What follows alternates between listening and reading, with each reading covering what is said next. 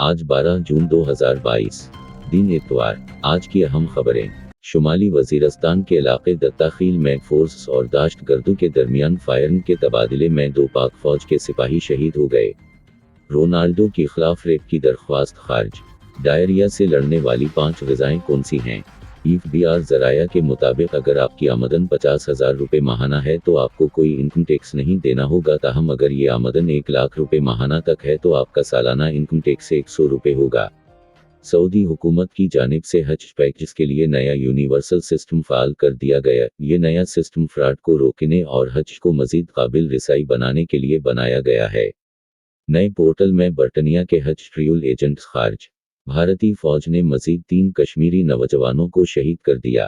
Italy میں ہیلی copter گر کر تباہ ہو گیا، جس کے نتیجے میں 5 افراد ہلاک جبکہ 2 لاپتہ ہو گئے۔ روسی فوج نے میکولائف میں اناج کے ذخائر پر شیلنگ کی